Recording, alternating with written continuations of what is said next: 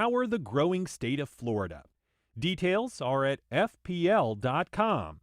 FPL, working for you every single day. The North Florida TPO is committed to shaping our transportation future. We're focused on planning, funding, clean fuels, and new technologies for a vibrant, connected community. Learn more at northfloridatpo.com. Baptist Health is a proud supporter of First Coast Connect. Baptist Health, committed to building a healthier community for all of us. More info at 202-4YOU or baptistjacks.com. This is WJCT News 89.9 Jacksonville. Up next, national and local news from NPR and the WJCT News team.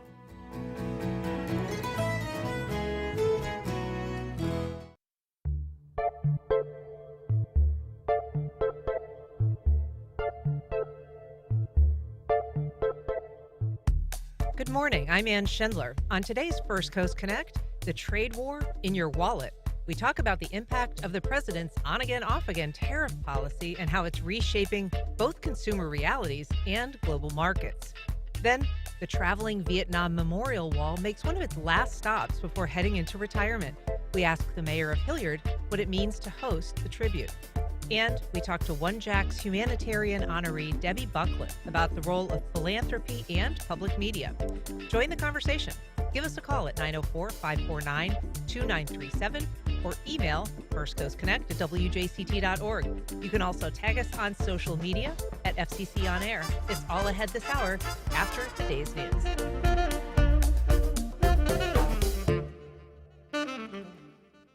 Live from NPR News in Washington, I'm Corva Coleman. President Trump met El Salvador's president at the White House yesterday. It appears that Trump will not ask the Salvadoran president to release a man whom the administration admits it wrongly deported from the U.S. to El Salvador last month.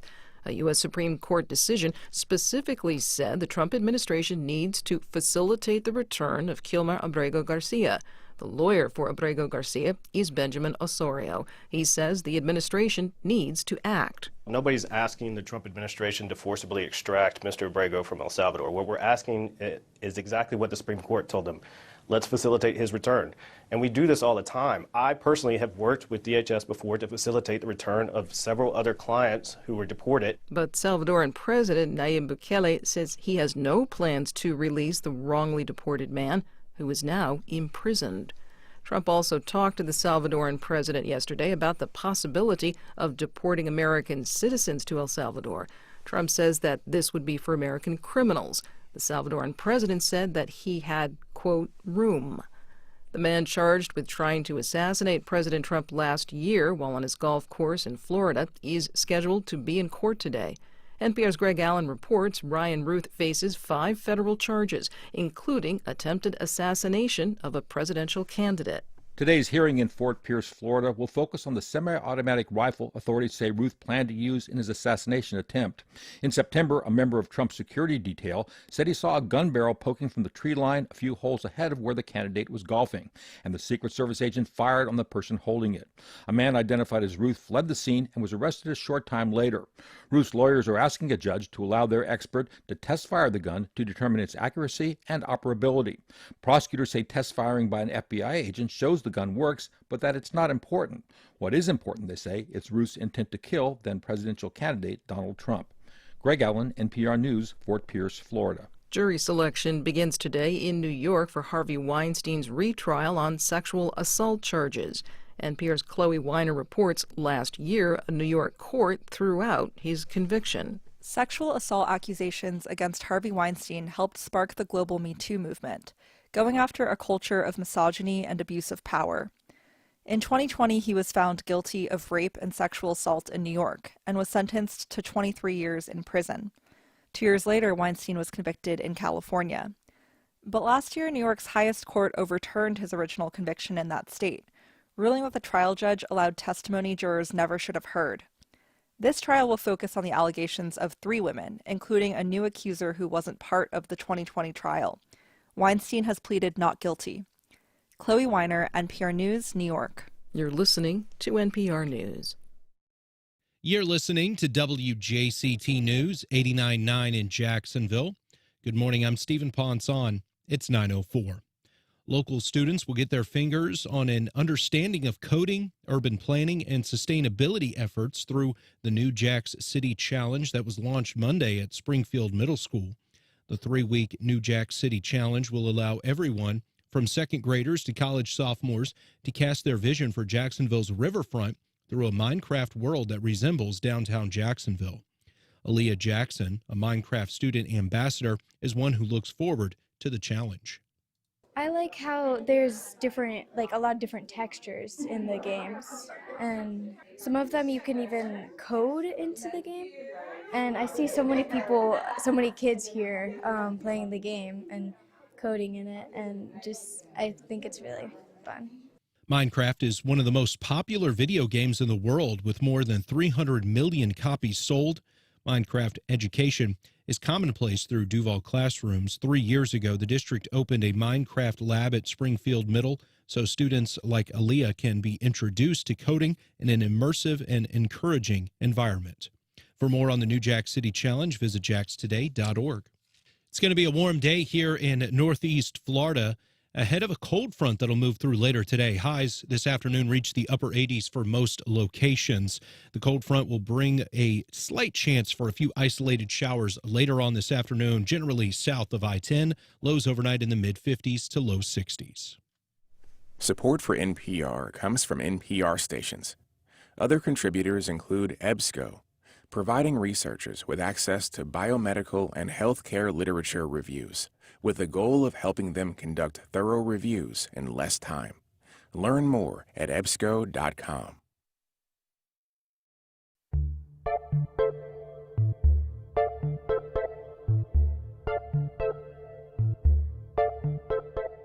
Support for First Coast Connect is provided in part by Baptist Health and North Florida TPO. Good morning, I'm Ann Schindler, and this is First Coast Connect. Today, unprecedented in speed, scale, and uncertainty, the president's trade war stands to permanently reshape the global economy and international relations. We talked to two experts who are forecasting what it could mean for local pocketbooks. Later in the program, the traveling Vietnam Memorial Wall makes one of its final stops in Nassau County before it's permanently retired. But first, it's been described as the biggest trade policy shock in history, and it's driven almost entirely by one person. Here to help us understand the context for this sea change is Dr. Kyle Romero, UNF Assistant Professor of History. Good morning, Kyle. Hello, good morning. And Dr. Nick Seabrook, UNF Professor of Political Science. Good morning, Nick. Good morning, Ann. It's great to be back. It's great to have you back. Nick, it's been less than 2 weeks since Liberation Day. That's what the president called the day when he announced his sweeping new import taxes. What has happened since then?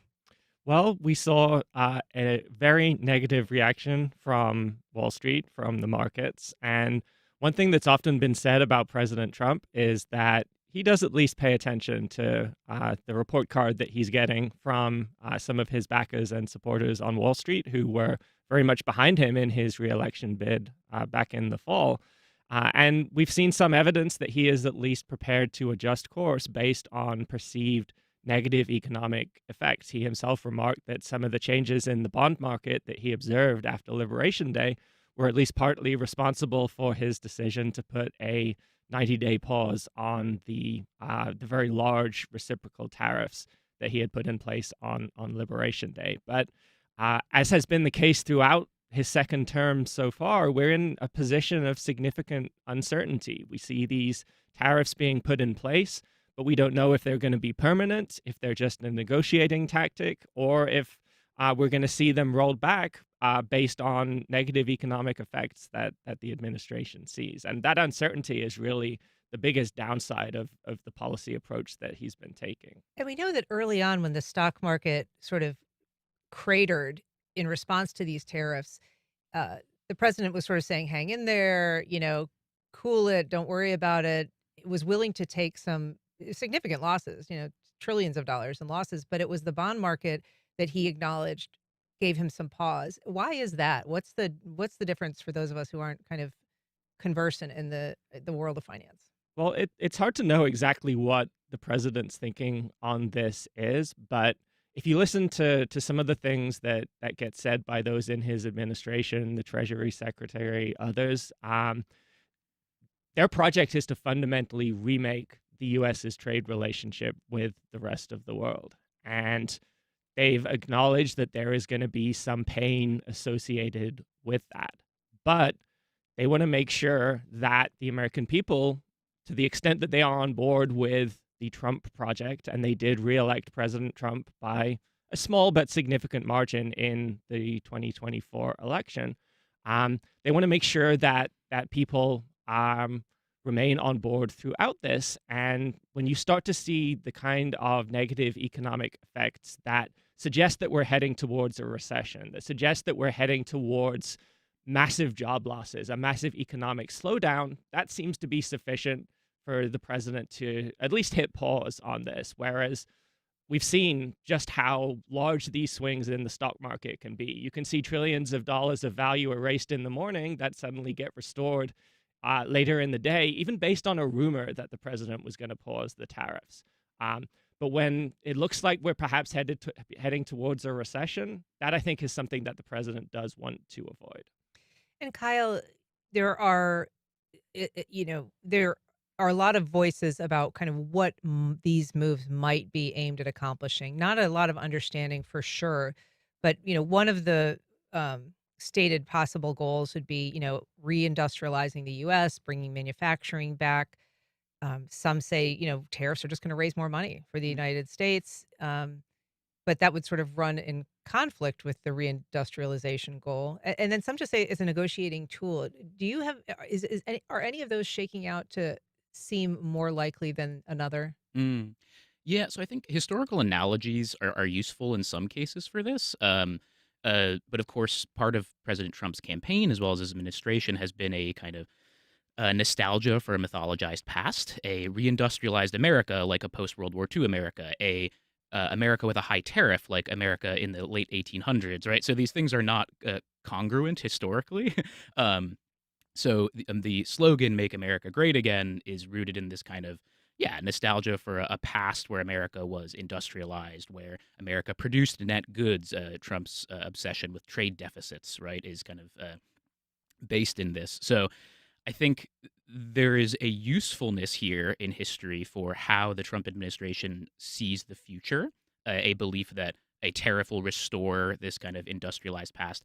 But it really seems, based upon kind of historical case studies, the narrative to now, that is not the case, right? So in the post-World War II period, when the United States was the net producer of about 48 to 52% of the world's goods from 1947 into the 1950s, that was a world of largely unrestricted trade. So the U.S. domestic tariff was extremely low, and the U.S. was the world leader in negotiating reduced tariffs throughout the world through the Global Agreement on Tariff and Trade.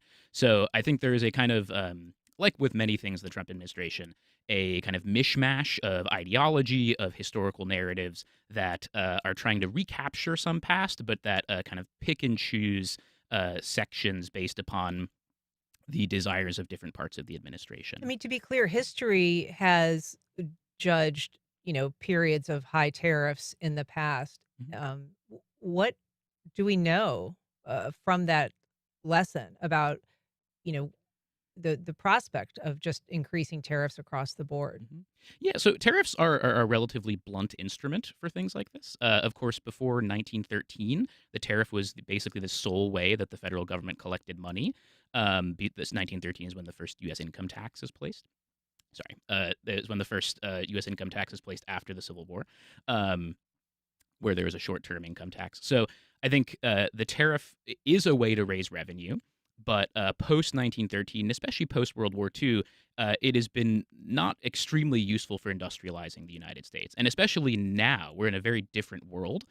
This is not the 1880s. This is not a world where the United States is receiving massive amounts of immigrants from around the world, where low-tech industry producing things like cars, steel, oil is the driver of the U.S. economy. Instead, the U.S. economy is driven by the high-tech sector, high-tech engineering, computer engineering, digital products, things like that. The U.S. is largely a service economy nowadays. So this belief that tariffs will reindustrialize the United States is rooted in a kind of world of 100 years ago, where there were multiple industrializing nations, whereas now we live in a more highly industrialized society. In terms of the back and forth that we've seen, the tariffs imposed, the tariffs paused, the tariffs implemented, the tariffs kind of then retracted, and it's been hard, I think, for people to keep track of, wait a second, there's these 10% tariffs, but then there's these fentanyl tariffs on a couple of countries, and then there's these punitive reciprocal tariffs that are being imposed. Um, do we have a sense? I mean, I've seen some reports about the effective tariff rate on an average family having gone from about 3% before Trump's inauguration to 27% today. I think that that's a study that Yale did, but it seems to be a constantly shifting prospect. It is constantly shifting, but we've had a rather circuitous route to get here. But we have now kind of ended up in a place that is approximately what President Trump campaigned on in the 2024 election, which was 10% tariffs across the board. The idea behind that being that it will boost American manufacturing, that coupled with other strategic investment will allow the U.S. to reindustrialize, to increase its industrial production capacity, which is important because we're facing a major geopolitical rivalry with China. And that is the other component of what he campaigned on, which is considerably higher tariffs on China in order to counter the effect that the huge manufacturing gulf between the U.S. and China might have in the event, say, of an invasion of Taiwan or some other escalating geopolitical conflict with China. So we have arrived at that place. Now it remains to be seen whether we will stay in that place. And while economists generally across the board, conservative, liberal, centrist, tend to think of tariffs as being not an especially effective tool, generally not something that is desirable as part of a nation's economic policy, there are those who disagree with that.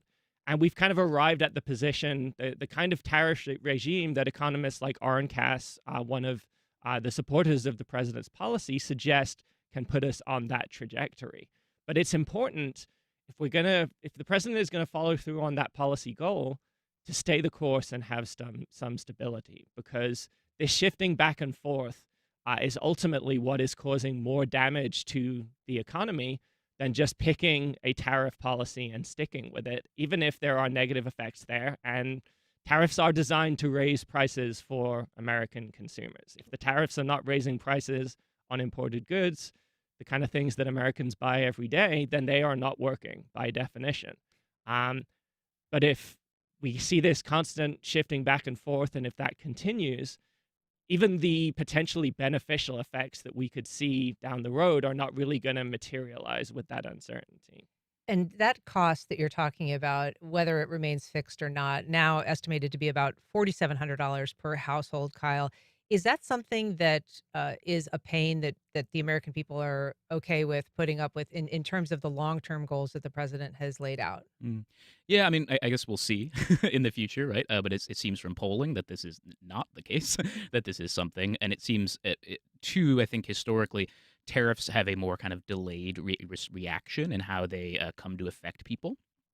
So prices of goods will go up in small ways, but then you encounter once supply chains get disrupted, years down the line, things go up not 10% or 30%, but 80%, 100%. So I would say, kind of just looking around right now at polling, at the kind of general response, at Trump's very own response to the kind of 90-day suspension, that there is a sense that even if the American people are not feeling this as much as they will in the future, that there is some reaction so far. If you're just joining us, we are talking to two local experts about the havoc of the past few weeks on the subject of global trade. If you'd like to join our conversation, you can give us a call at 904-549-2937. You can email us at firstcoastconnect@wjct.org, or you can reach out on social media. And we should say, both of you are going to participate in a event at UNF. It's a discussion about these very facts tonight from 5 to 6:30 at the University Center at UNF. You're also going to be joined by an economics professor, a colleague of yours, Russell Triplett. It's, I would imagine, the kind of subject that you can anticipate getting a lot of questions on. Um, just in your daily lives now, what kind of things are you hearing from people that you work with, your students, your friends, your family? Well, students, I think, are not so worried about the stock market. They're not highly invested in the stock market, um, but they're wondering what their economic future is going to be. As part of what we do in political science, we have a lot of students who intern with government agencies and offices. We have students every semester who go to DC to meet with officials. I think more so than the tariffs and the economic side of things, students are worrying about whether they're going to have jobs when they graduate in 3 or 4 years' time. They're seeing potential careers in the federal civil service evaporate as workforces are slashed, as hiring is frozen across not just the federal government itself, but all of these different sectors of the economy that rely on federal grants and federal dollars to continue to employ people. Research, certainly. Research is a big part of that, and we're seeing that not just in the tariff policies, but we're seeing that across the board with this administration, that it's creating so much uncertainty in the economy. And I know I keep using that word, but it's the uncertainty, I think, that is the killer. We saw from the Biden administration just how little tolerance the American people have for increasing prices of groceries, prices of fuel, prices of cars, and other things that they buy. But I hope that the students who come to the event tonight will come with questions. I think this is an issue that it's kind of difficult to understand, just as someone who maybe doesn't follow the news all that closely. You're wondering how this is going to affect and materialize in your day-to-day lives, and that's what I'm hoping our experts can speak to this evening. Not just kind of the big picture macroeconomic effects, but how are these tariffs and how are these other economic and trade policies going to affect the lives of our students and the average American? And Kyle, certainly one potential fear that some graduating students or students that are going to graduate in a couple of years is this idea that there could be a recession, which is a very difficult time for people to graduate into. And I believe, history has shown can really have long-term, lifelong economic impacts for people who are at that point in their life. And it hasn't been that long since we've had a cohort graduate into that circumstance. What do we know about that? And what are you telling your students? Yeah, so I mean, I can speak from personal experience with this. I graduated college in 2009, so Great. I'm from the last cohort of people that had to confront the job market kind of falling apart in front of them. Yeah, I think you see kind of strange knock-on effects from this going forward. So when we look back to 2009, you get kind of curious reactions to the financial crisis in 2009 and the Great Recession. Things like mass enrollments in law school and graduate school. This belief that, well, we can just kind of wait this out, and then in a few years things will get better. Of course, the effects from 2009 we're still in many ways reeling from in the United States. There was a general kind of stock market rebound, but things like the wage gap, things like housing prices, things like the interest rate rebound that we had in 2022 are all kind of direct consequences of this. So I think the immediate effect, like Nick was saying, you'll see this kind of skepticism or confusion about the job market, the future prospects for workers. And then in the long term, I think we're going to see very, strange and deleterious effects of the U.S. economy. A lack of trust, I think, particularly in the global economy, because in comparison to the 2009 recession, which was a global phenomenon caused by global causes, I think this is much more driven, like you said at the start of the show, by one man and by one administration. And so central to global trade is mutual trust, mutual reliance. And if our global trading partners do not trust the United States, we will see a general isolation of the United States. I think you saw something very similar happen to, say, like Great Britain in the 1800s, or Germany in the 1920s and 30s. These kind of core economic units that are lose the trust of the world and then suffer extremely damaging political and economic futures. Got a couple questions I'd like to get to. One from Ed saying, One thing that nobody can deny is that for years, other countries have been putting tariffs on our products while we have not been doing the same to them in the same manner. Europe has tariffs on our goods going back to after World War II, when we allowed them to help them rebuild. They have achieved that goal decades ago, but still have the tariffs against us. So, finding equity in the world of tariffs has been one of the president's stated goals. He doesn't think it's fair that we have tariffs that are higher than our tariffs that he sees as punishing American manufacturing and hurting our economy. So, what about that? I mean, what about tariffs that have been in place and have outlived their original goals or usefulness? Well, I do think it's certainly true that to an extent, the tariffs that U.S. exports face in other countries are somewhat higher than the tariffs, at least in the last few decades, have been for things getting imported into the United States. And if all President Trump had done was to equalize those tariff rates, to impose tariffs that correspond to what other nations are charging the United States, I think that would have been much less disruptive and would have probably not met with the kind of negative reaction that we've seen. But in fact, the tariffs that he has imposed are vastly larger than those that other countries place on U.S. goods. And the reason being that these so-called reciprocal tariffs were not actually based on any kind of analysis of either the direct tariffs or even other types of trade barriers that other nations have on U.S. exports. It was merely based on the existing trade deficit. And so we're seeing tariff rates, even with the 10% across the board, that are actually considerably higher than the tariff rates that other countries impose on the U.S. We also have a question from John. He says he wants to know how people can take the tariffs seriously when Trump says they're paid by the exporters when we all know the importers will have to pay them. Yeah, I think a big problem with this moment is, as we mentioned before, the uncertainty and it's the seeming kind of arbitrariness of these tariffs, right? So the fact that the president has complete and total control over reciprocal tariff placement, you get these kind of issues surrounding factuality, right? So. Of course, a tariff is an import on goods that a company pays, but those prices are passed on to consumers almost always. So in some ways, this is like, I think, many things that President Trump says, which there are some elements of truth, but of course obscuring the kind of economic reality. So I think this questioner's point is excellent, right? That trust is something that is very hard to build and maintain. And so, I think that there could be a lot of issues with that in the future. Speaking of trust, there have been some concerns that doing this kind of piecemeal negotiating or,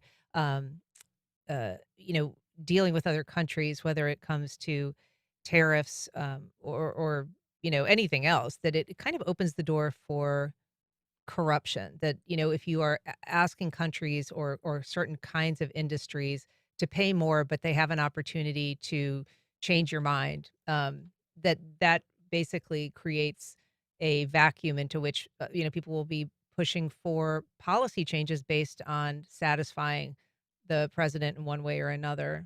What's your thought about that as a risk?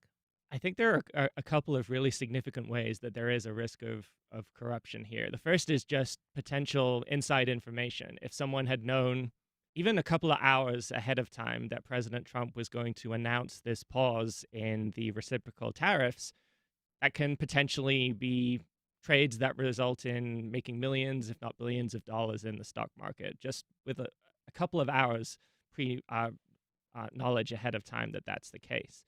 There's also the potential for corruption when it comes to exemptions from tariffs as well. So it's easy to imagine these high tariff rates being put in across the board, and then you have individual companies, individual sectors, individual industries lobbying the president for exemptions to tariffs.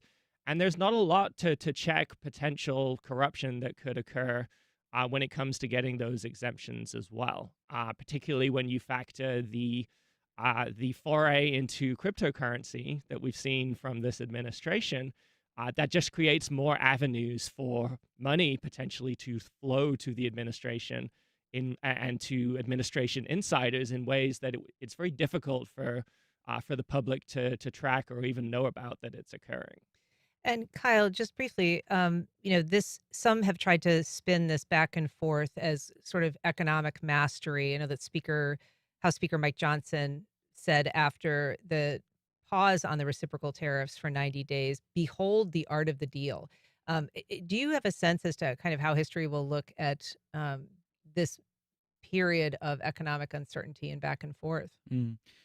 Yeah, so I think it's tough to say. We're living in this moment right now. But I think the narrative around Trump, especially from his first administration as well, is always trying to find these kind of explanations and grand narratives for things. But I think the lessons that looking back at the first Trump administration that we can learn is that the things that Trump favored the most were unilateral actions that he could enact for whatever reasons he chose, some of which seemed to be enriching himself personally, some of which seemed to be benefiting his base, benefiting his allies, things like that. So I think looking at this from this very moment, it is tough to say, but it would seem to me from the lessons we learned from the first administration that this is a kind of the actions of a president that is seeking to benefit use the powers he has to benefit himself and his constituents in the ways that he sees fit. Well, there's so much to talk about. The event tonight is called Trade Wars, a conversation on tariffs. Again, it's at the University Center at UNF from 5 to 6 p.m. tonight. Dr. Kyle Romero, Dr. Nicholas Seabrook, thank you so much for being here. Appreciate it. Hilliard is marking the 50th anniversary of the end of the Vietnam War with a special ceremony and a visit from the Wall That Heals, a replica of the Vietnam Veterans Memorial in Washington, D.C. Joining me to discuss the significance of the 50th anniversary commemoration is John Beasley, Mayor of Hilliard. Good morning, Mayor. Good morning. Bruce Wells, a Vietnam veteran who lives in Nassau County. Good morning, Bruce. Good morning. How are you doing this morning? I'm well, thank you. We're also joined by Alicia Head, who is with the town of Hilliard and helped organize this event. Good morning, Alicia. Good morning. So this traveling wall is actually nearing retirement, and it's making one of its final stops in Nassau County. Mayor Beasley, what does it mean to have the wall stop in Hilliard before it's retired? It means a lot. This will be the first time that something like this has happened to Nassau County, and for us to be a part of it, it's just it's indescribable.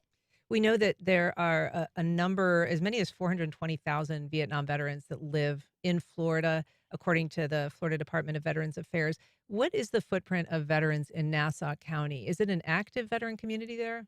It is, and I think some of the people here could speak more to it. But yeah, growing up, I know that I had a lot of friends that were in the military, and now being a part of the town as the mayor, we have people that retire to Hilliard. We don't have a base in Hilliard. We don't have that which would draw people, but we do have a lot of veterans that reside in the town of Hilliard.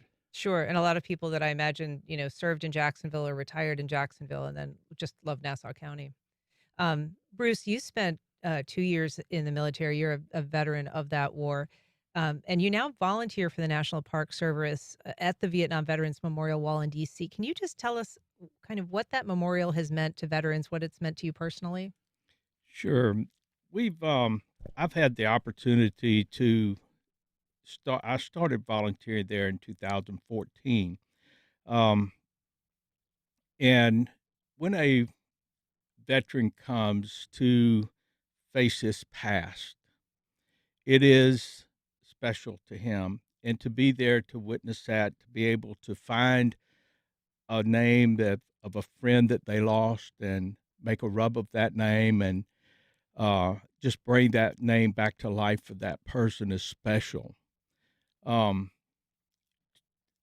way that the Vietnam veterans were treated when they came home was not pretty. And I've heard so many stories, but I've heard one story that had a positive and a negative outcome. One young man had come home from Vietnam, and his desire was to just find a steak dinner.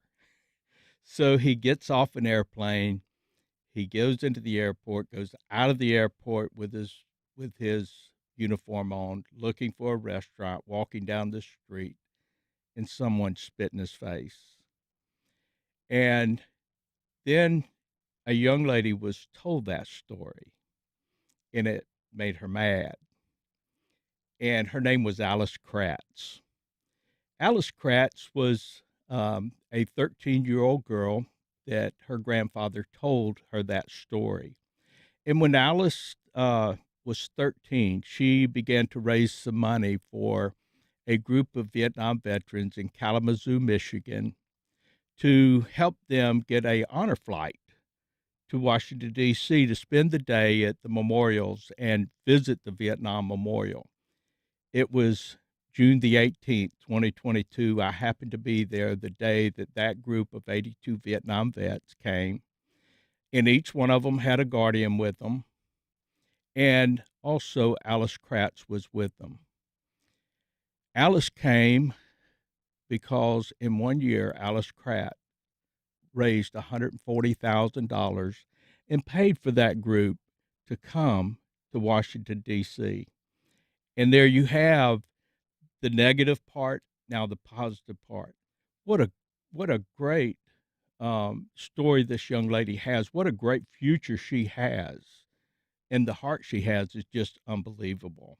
And I was privileged to be there that day when she came. Do you feel that this wall, this memorial in D.C., has helped heal some of that wound, that rift that Vietnam veterans felt upon their return? I can tell you what it's meant to me personally. I've been married for 53 years, and I was married to this woman whenever I was in Vietnam. And to be honest with you, that woman should have kicked me to the curb within the first 5 years of our marriage because I wasn't very nice when I come home. But my wife has always supported me. She had faith in me. And when I told her what I wanted to do and go up and be a part of that wall and volunteered, she didn't bat an eye. She supported me on it. And because of these stories that I hear and get to live, they have helped me heal, and it's made our life together a wonderful life. Just absolutely, I'd marry this girl again. That's a wonderful story. Alicia, this is something that you really took on to try to bring this wall to Nassau County. Do you have a personal connection of some kind? What was it that animated your desire to bring it to your hometown? Well, yeah, my grandfather, James Blunt Sr., he actually was a Vietnam veteran, and he has never taken that first step in healing. He's never done that. He's never been to the wall. He's never been to a traveling wall. So this meant something personally to me. And I was about third grade when my uncle took me to see the wall for the first time. And he explained to a third grader what Vietnam was. And I remember seeing that wall, and it looked like it was 50 foot tall, and it went on for miles, and it was massive. And I knew how heavy it was. So it's full circle for me to be able to be a part of it and bring some healing to Nassau County. And do you think he's going to come to this memorial wall when it comes to town? I hope so. But he hasn't decided? He's up in the air still. What is the reluctance, if I can ask? There's so much that he hasn't spoke of about it, and that silence tells me a lot more. Mm-hmm. So there's still a lot. He lives with Vietnam every day.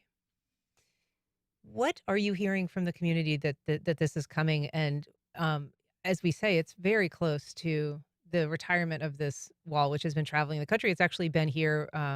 WJCT hosted it a few years ago at Metro Park when it was in town. But it's nearing the end of its touring life. Yeah, so it's actually been in Fernandina Beach about 20 years ago. It was here in Jacksonville. The wall's being decommissioned, is what we're being told, and it will be set up permanently in Melbourne. So it just will no longer travel. And I know that the DC Memorial, one of the big features there, as you noted, is kind of being able to record the name of someone by using some chalk or charcoal against the name. Is that something that can be done on this traveling wall as well, or does it not have that same surface? You can. You can. And we will be. And so are you going to be at the event when it's there? Are you going to be also volunteering, or are you going to be going there as just a former veteran? Oh, I'm going to be volunteering To me, it's really what I should be doing, telling those stories. There are 58,281 names on that wall, and every one of them have a story. Did you know that how many women are on this wall? Do you know how many are? I don't. There are 8 women on this wall. Mhm. They were all nurses, and they played a big part of the survival of those that were in Vietnam that were wounded. Sure. Just it's uncanny to know what these nurses did for the men there. I want to take a call. Brittany in Riverside. Brittany, just briefly, if you can, go ahead. Hi, good morning. I was just calling in. I have small little ones, and I'm planning on bringing them to the traveling wall. How best can I prepare my little ones? They don't know the impact that the war had. What do you recommend? That's a great question, Brittany. What are your thoughts? Bring them to the wall. We are going to be hosting field trips from schools. I love talking to the children, our young people. Understand our young people. I was a young person at one time. I was 20 years old when I went there. I was just a kid when I came home. And they're not far from being that same age. And I will tell you, I have a lot of faith in our youth today. The youth of today, I've seen at the wall, and they will come and they will ask questions. And I put my faith in them because if we don't have faith in them, our country's gone. They will step up and do whatever is necessary to keep this country safe. I promise you. I've known a lot of young men over the years that I have actually dealt with that have been in the service and did their part, and they're still doing it today. Well, thank you for your service. Thanks for your volunteer work, Bruce. Alicia Head, Mayor John Beasley. The event is in town from April 17th to the 21st. There's a number of events. Is there a website people can get more information, Alicia? Yes, they can go to Town of Hilliard, Vietnam Voices, or you can go to Facebook. There's an event, Vietnam's Voices as well.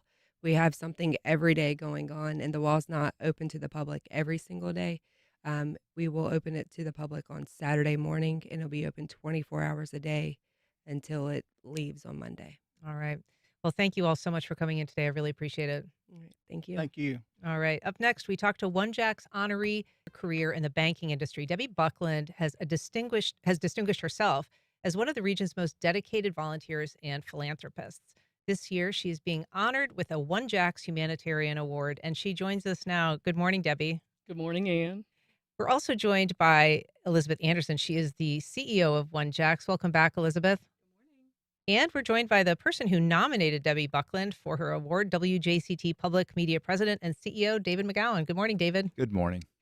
So, Debbie, you have served on literally dozens of boards. You have received awards from so many agencies around town recognizing your work, your volunteerism, your philanthropic dedication. And you also serve on the board here at WJCT. But what is it that draws you to volunteering and community service? That's a great question. And I'm so happy today I get to show up with two of my favorite leaders.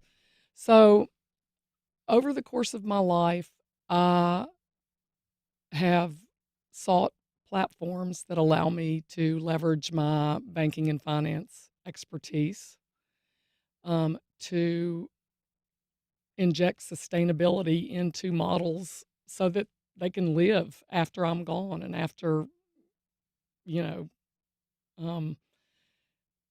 so many organizations don't run themselves with an eye to creating sustainable business models. For doing good work in the present, but not necessarily finding a way to make that last into the future. Exactly. And I've been fortunate, I've always worked in banking and finance, and the organizations that I've worked for have allowed me a platform to do that work and aligning it with driving success in business, for business, and I've been able to watch job creation. I've been able to watch leaders develop and do good work within the community, creating more jobs, driving economic development. And it's powerful when you can synchronize your work every day with what you're doing philanthropically. I understand that one of your earliest jobs was actually as a bank teller. And so, although your recent years have been at the upper echelons of the banking world and as an executive, you really kind of worked your way up from the inside. I evolved up. Evolved Yeah, up. and it's I'm frequently asked what my plan was when I started, and I really didn't have one. I didn't have a plan. Show up and work to do my part. I was laughing with my friends earlier this morning on a text stream that it's about injecting sanity sometimes into difficult situations because in Where do you find that serum? Because I'm interested in injecting some yeah, sanity. good luck with that. It's like staying the course every day, and especially right now, it's important to remember that the history is what it is. We're not going to change that, and it's not going to do any good to be angry about what's going on. We just have to go forward. It is certainly, as we said in our our first segment, a time of economic uncertainty. I imagine that has a lot of ripple effects in the philanthropic community, not just, and the banking industry. Yeah, yes, uncertainty is informing every aspect of our life right now, and especially in my world. I live in and work in and interface with business owners mostly, and they're scared right now because it's difficult to plan. We're watching closely in the banking space to see what's going to happen, and hoping for the best. We're going to take a short break. We'll be back on the other side in just 2 minutes. We'll see you then.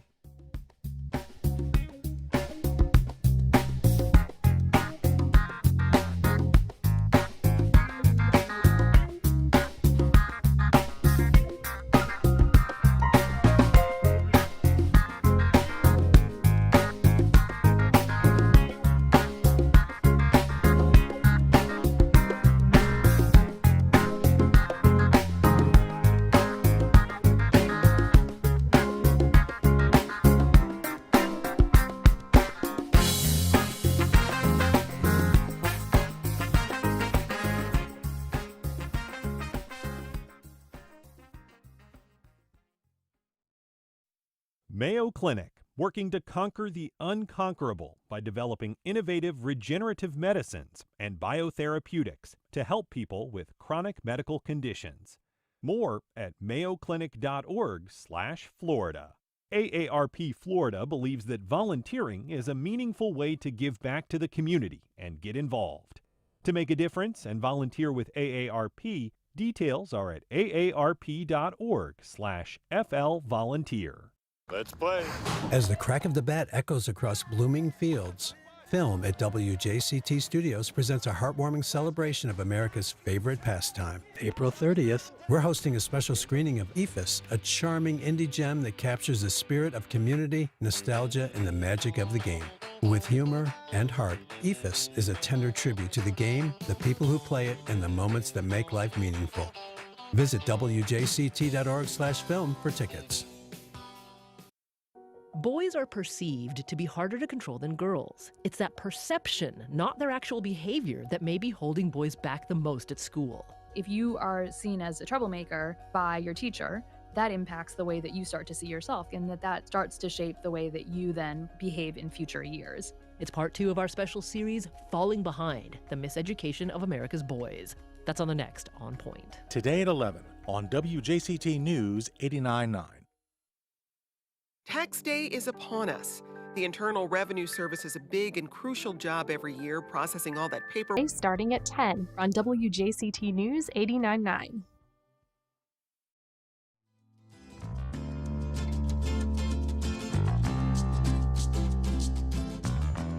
Welcome back. Well, once again, I am joined by One Jack's Humanitarian Award honoree Debbie Buckland. We're also joined by One Jack's CEO Elizabeth Anderson and WJCT Public Media President and CEO David McGowan. I'm not supposed to be messing up your title there, sir.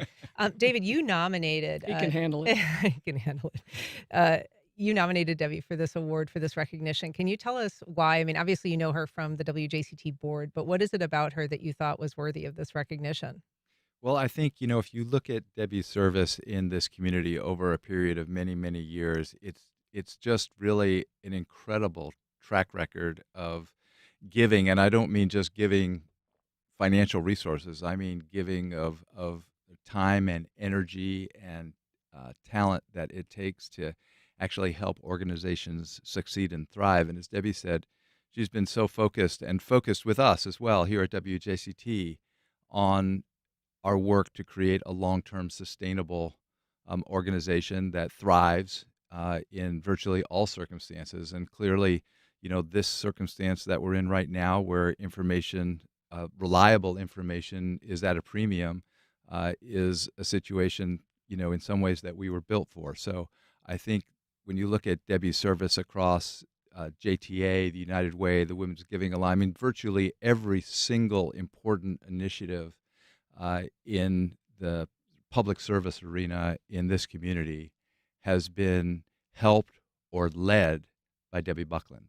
So it's just an incredible record, and I think we're honored to have her on the WJCT Public Media Board, and honored to participate in her, her honor as a One Jack's Humanitarian Award honoree. Yeah. Elizabeth, we've talked a little bit before about this set of honors, and obviously, it is a slate of luminaries. But what is it? I mean, for people who are looking at this from the outside, what is One Jack's communicating to the community when you present these people as humanitarian, award winners? I think Debbie said it best. She said, that she has lived her life getting up and showing up every day, one day at a time, and doing the work. And that is what will drive us through this period of uncertainty. And I think when we are looking for humanitarians and when we're looking to inspire the community to do humanitarian work, we can't get caught up in the uncertainty and the fear. It's about waking up each day and doing the work. And Debbie does that as good as anyone else. Debbie, you are being recognized this year alongside some very prominent change makers.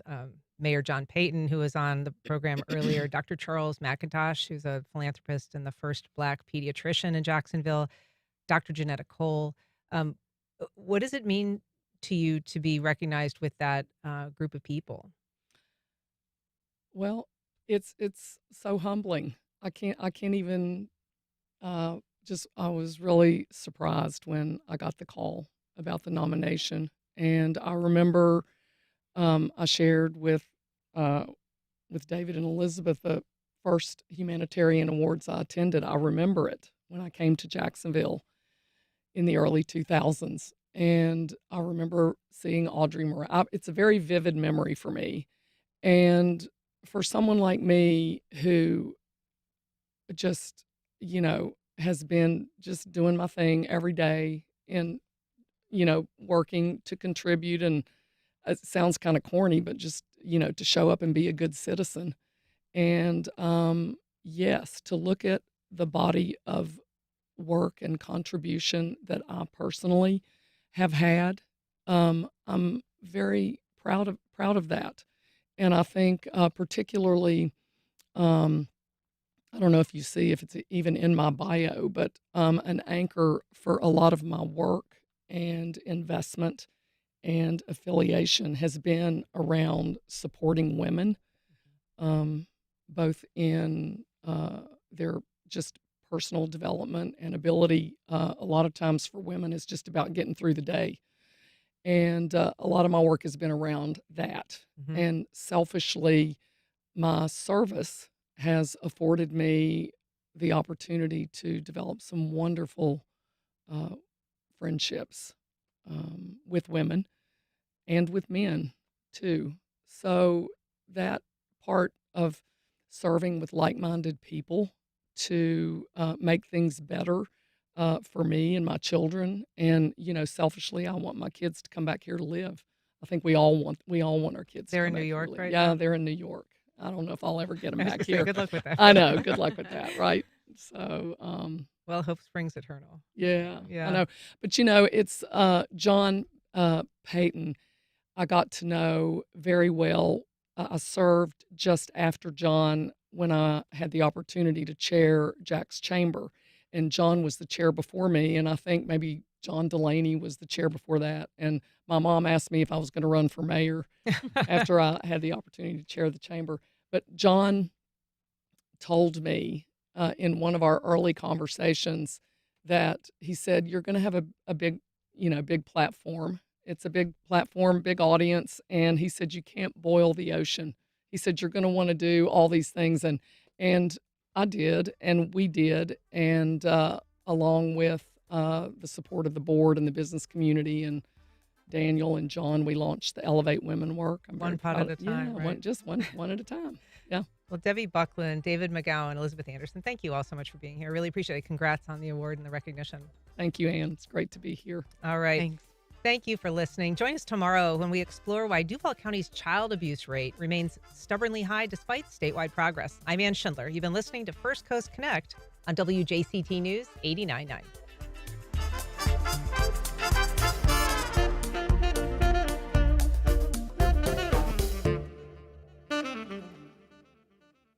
Support for First Coast Connect is provided by Baptist Health and the North Florida TPO.